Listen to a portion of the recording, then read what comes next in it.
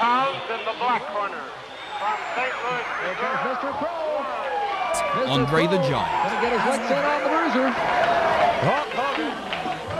Number one, the greatest WWE champion of all time, and in many ways, the man who made the title what it is today, Bruno Sammartino. His opponent weighing 236 pounds in the white corner.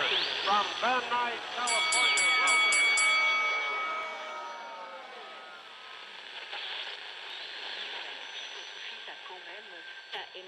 Welcome into Retro Wrestling Rewind. As always, I am one half of the greatest uncrowned podcast tag team champions of the world. I am former professional wrestling ring announcer David Fine, alongside my tag team partner in this venture, the true Long Island IZ, Alex G. Man, last week we took on and looked back at Starrcade 84. This week we are talking about Survivor Series 1990. 1990. Yeah. This is a great show. Your thoughts before we get into the whole show. This show is fun. The Survivor Series in general were always a lot of fun, especially the early ones. You have teams of 4 strive to survive. There used to be teams of 5 strive to survive. Now we were teams of 4. And this one is very unique because it had a Survivor Series finale match on it, which is different. They've never done it before, and they don't do it since. But it's really interesting. Overall, I do like this show. It has a interesting debut here. Their roster is fucking stacked at this point. Like, it's fucking unbelievable. Yeah, it was I know that Dusty is in this. Dusty's here, this on this card. Yeah, and of course, spoiler alert, this is the first time we see The Undertaker. Because Undertaker was, back WCW. And, and was it a Dusty bring in since he, or do you think that who brought in? Hogan it met was Mark on the set of Suburban Commando and brought him in. Okay. Yeah, that was a good. He did have a long, illustrious career, which, of course, I have not watched it, but of course, he was wrestling Goldberg at the Super Show in Saudi Arabia, and that is, of course, happened. You can watch it on the network. I don't know when the hell he's going to retire. I don't think he's ever going to retire. Up the old. What do you think? It's because he's so. It's kind of like a drug. You can't quit. Yeah, you believe so. that? Yeah, whenever I was in the business, and I was only in there for 20 years, and I was just a ring announcer, but I got so addicted to it. It was like a drug. But this was from the Hartford Civic Center, Hartford, Connecticut. 16,000 paid attendance. The first match of the evening had the Perfect Team, Axe, Crush, Mr. Perfect, and Smash, with the great Bobby the Brain Heenan and Master Fuji, taking on the Warriors, Animal, Hawk, the Texas Tornado, and the Ultimate Warrior. Your thoughts on this match? I feel bad for the Ultimate Warrior because the second half of his world title run, he's a 6-man in the 6-man feud between the LOD and Demolition. Like, you have your world champion kind of just being with these other guys in their feud against Demolition. And that's what it pretty much felt like at the end of his title run. He wasn't really doing anything important. He had dropped down the card. They took a lot away from the Warrior, and they do this with a lot of baby faces when they make them champion that people enjoy. Like, they started changing up the fucking paint, and sometimes he wouldn't paint his whole face, and maybe he have a little Warrior symbol on his cheek, and the whole Amanda Ultimate Warrior stuff on the Brother Love show is kind of whack.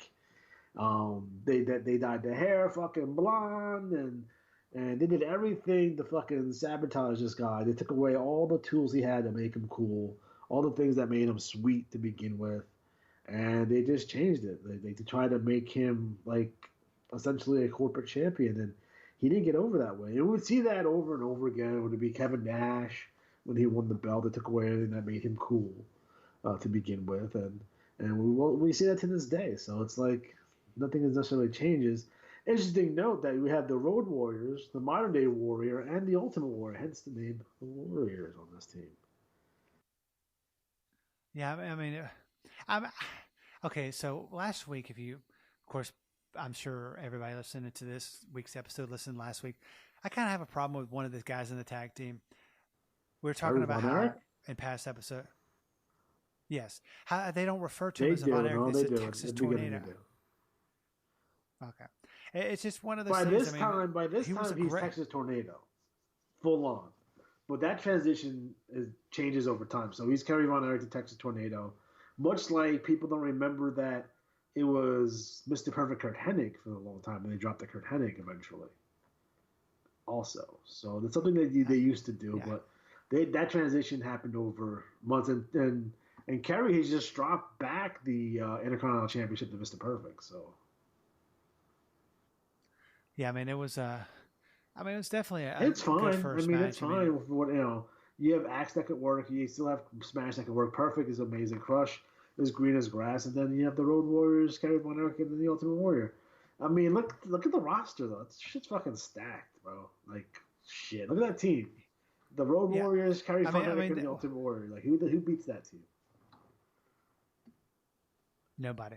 But I thought it was a great match. The second match of the evening had the $1 Million team, the Honky Tonk Man, Greg Valentine, Ted DiBiase, and the debuting Undertaker with brother. Yeah. Why did he replace Bad News? But Bad News probably would have walked out of the match anyway, like he did the prior 2 years at Survivor Series, where he just walks out of the match. That's funny. They were managed by Brother Love, Jimmy Hart, and accompanied by your nemesis, best friend, my nemesis, Virgil, who said, "Oh no, I get David Beckham money." I'm like, "No, you're not going to get David Beckham money to talk to. I'll talk to the janitor before I pay you." Taking on the Dream Team, Bret Hart, Dusty Rhodes, Coco Beware, and Jim the Anvil Neidhart. It's okay. Actually, the kind of go back to the first match. When I was watching it back, it's kind of interesting, kind of sad to see how many of those people on camera at that time are no longer. Well, people are left is Demolition, Axe and Smash. Yeah. And Animal. Yeah, I mean, because Animal. But I mean, it's just kind of sad. It's like, do you ever think about? I mean, you probably don't, but like you watch this old school stuff about how many of these people aren't around anymore. I try not to think about it because it's very sad. But if we forget as we get older, our heroes from our childhood, they move on, they pass. It's kind of part of life here. You know what I mean? It's sad when they go young, like much of these guys did. Kerry, in particular, on their show, who died, very young. But these guys, over time, stuff's going to happen. I try not to think about it because it makes me sad. Yeah, but I mean, the $1 Million team was awesome. That Honky, Greg Valentine, and Ted DiBiase and Undertaker. But I have a problem with Honky Tonk Man and Greg Valentine tagging up as Rhythm and Blues. I mean, they freaking. I know that black hair is not Greg Valentine's normal color. You're just used to his blonde Who was the hair. Rhythm? Who was the Blues? Was Greg the Blues and Honky the Rhythm? I don't know. I mean, what were you? I have no idea. I mean, do you think this is kind of a low point of Greg Valentine's career? Or do you think he didn't really care because he was? I think at this point he didn't care. I mean, we know he hated it. Yeah. Yeah, I mean, Let's talk about Taker's debut. Now, Taker. Yeah, he's been on house shows as Kane the Undertaker and that kind of shit. But yeah, this is his big debut, and he comes in and he dominates this fucking match, and they smash him over huge here. He's with DiBiase. Brother Love brings him in. All very interesting. He looks fucking menacing as fuck. And anyone else in the history of wrestling who had this gimmick would have failed because he's a zombie. But he made it work because it's fucking Mark Calloway. And if you look at Mark Calloway, he's like, he could be a zombie. Yeah, I mean, it's one of those things that, his transition of characters from when he started to where he is now. I mean, which one of those incarnations was your favorite? The original, from here until he got the purple gloves. Yeah, I mean, a lot of the people seem to like the biker. I mean, that's more like who he is in the real life. Does that make sense? Little known fact that the Undertaker is a Bruiser Brody disciple, much like John Nord and Jim Duggan. Oh God, Bruiser, but tough guy. Yeah, but yeah, I mean, his debut. I mean, it was. I mean, of course, Piper sold it. Of his big debut, but yeah, I mean, it's weird to think that that's when he started He's the still WWF going to this day. at the time. He's still going to. It's just weird. I mean, it's just like, I mean, there are a lot of people that jump ship that to get paid more or go someplace else or change or get this. He has not changed. He has not changed his gimmick other than the look in the whole time that he's been there. It's just that would not. I think it's one of those things that's old school that wouldn't happen today because a wrestler or promotion would say, hey, that gimmick doesn't work, so let's change it. I think the only person who still currently works semi-regularly is Marty Jannetty. Yeah, well, I mean, he's working regularly at conventions stealing stuff, but and if you want to count Sean, you can count Sean, I guess, if you really want to. Yeah, I mean, yeah, but the next match had the Visionaries, Hercules, Paul Roma, Rick Martel, and the Warlord with Slick taking on the Vipers of Jake Roberts, Jimmy Snuka, Marty Jannetty, and Shawn Michaels. So the Visionaries all managed by Slick, by the way. So just want to, well, Martel may not have been managed by Slick at this point, but he was affiliated with Slick prior to this. So that's one of the reasons they're together. Don't forget that Martel had blinded Jake Roberts on the set of the Well Love Show with the can of arrogance. The Vipers is an interesting team. You have Jake here. You have Snuka. He's a murderer. Marty, who likes the incest. And you got Sean, who cross-eyed and loves the pills. So hell of a team. Hell of a team here. Hell of a team. The Visionaries win, like, I mean, they're the first team to, like, win out.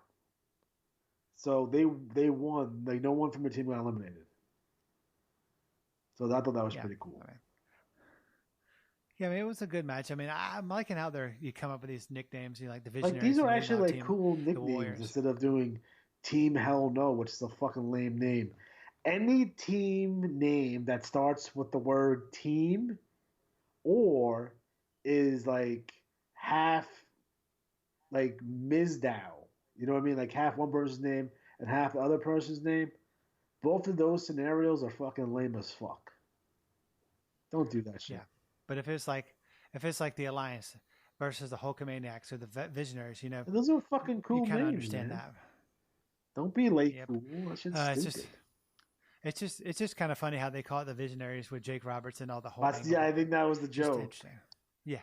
Yeah. So it was yeah, I thought it was a good match. The next match we had the Hulkamaniacs, Big Boss Man from right here in Cobb County, Georgia, Hulk Hogan and Hacksaw Jim Duggan and Tugboat, taking on the Natural Disasters Barbarian, Dino Bravo, Earthquake, and Haku with Bobby the Brain Heenan and Mr. Jimmy. I believe this is Hart. Tugboat's pay-per-view debut, although he debuted 6 months ago because he wasn't on SummerSlam.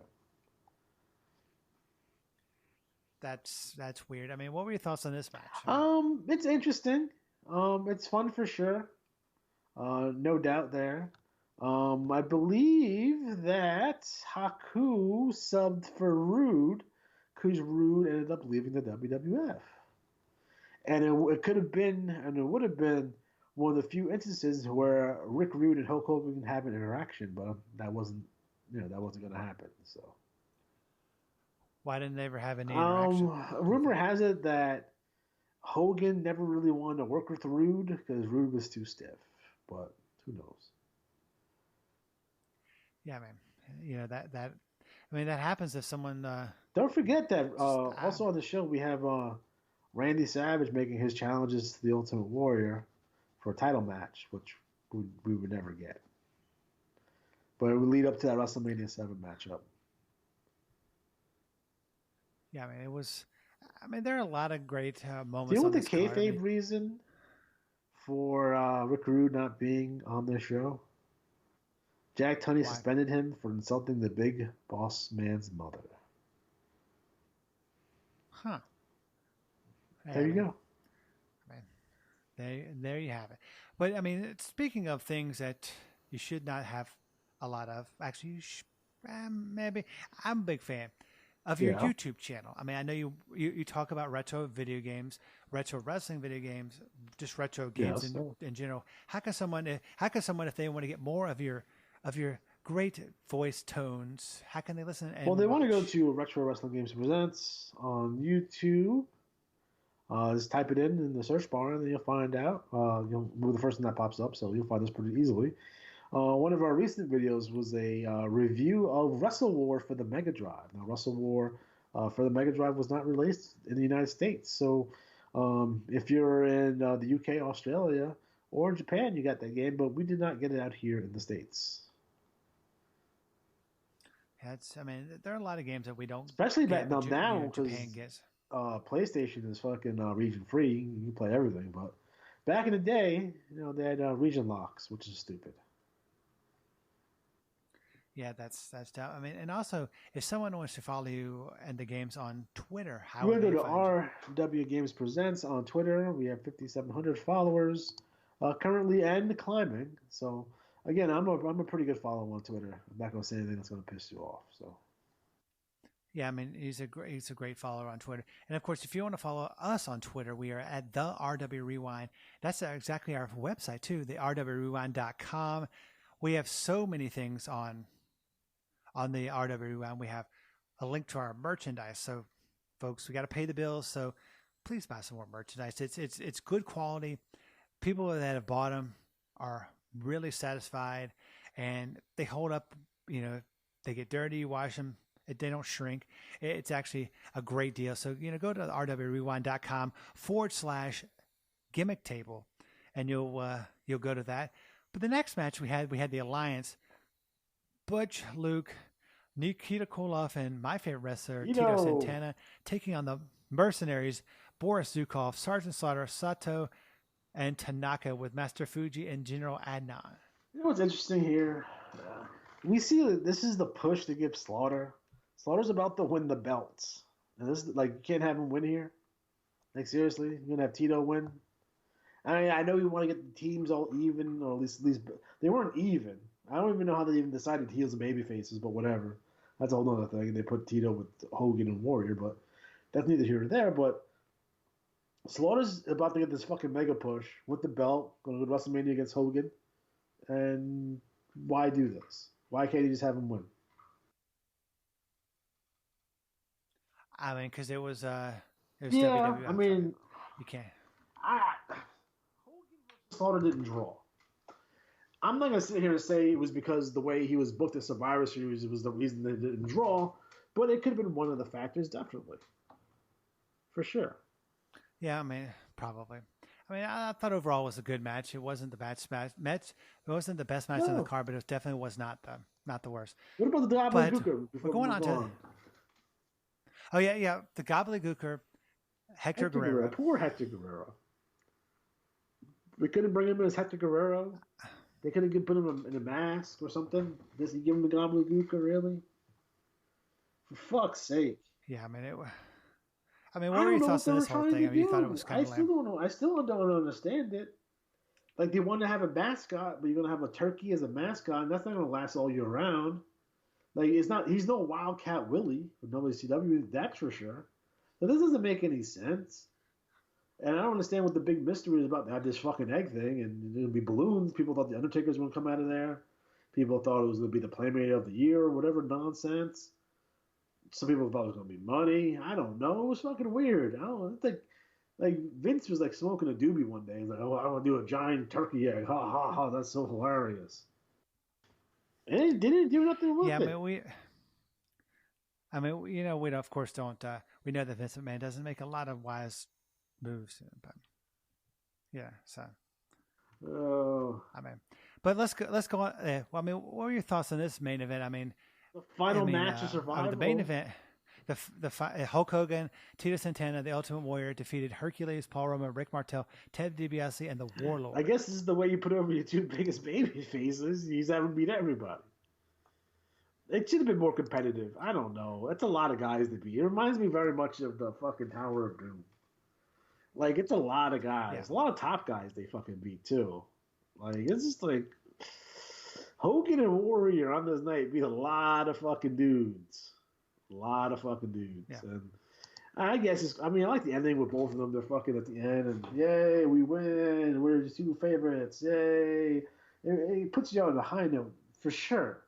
But I think it's rather short-sighted. And, business is hurt in 1990. Will get worse in 91. Get even more worse in 92. Get even worse in 93. Worse in 94. Worse in 95. 96 starts to pick up a little bit. Then it goes worse in 96. And then first half of 97 is still pretty shitty. And then it's a rough time for the WWF, the early 90s, for sure. Yeah, it was definitely. Other than the fact that had the debut of the Undertaker, I thought it was. It was fun. It was it's a fun show. Card. Hey, let's be honest here. Is it the greatest bell-to-bell action that you're going to see? Fuck no. It doesn't have to be, though. This is a fun show. Yeah, it's definitely a fun show. Yeah, it's. But overall, I give it a 5. You would give it what, about a 7 or 8? Yeah, about 7 or 8, just from a fun factor. Again, this is a show. It's Tully Blanchard used to use the term stealing a house. The term stealing a house is getting a good house or even a sellout without giving the fans anything of note. So that's where your 6-man tag main events come from, your 8-man tag main events, because there's no nothing happens. It's so what, someone gets pinned. It's not a world title match. You know what I mean? It's not like a world title main event. And this show is just chock full of we're going to steal a house here, and they did. But at least they did it entertaining, and that was entertaining from top to bottom. So no issues there. Yeah, I thought it was a good show, but yeah. So on that note, as always, please look at our website, therwrewind.com. Our Twitter is at therwrewind. And so for the great Alex G, as always, I am David Fine. We'll see you back here next week when once again we talk to you in the past.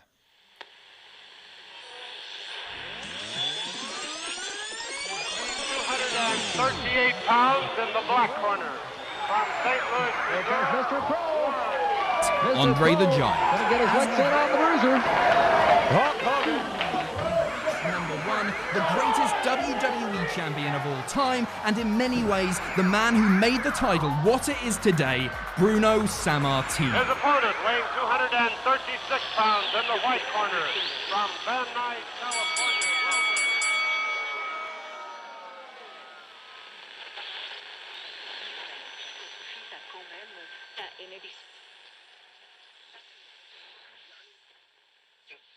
Rejoice.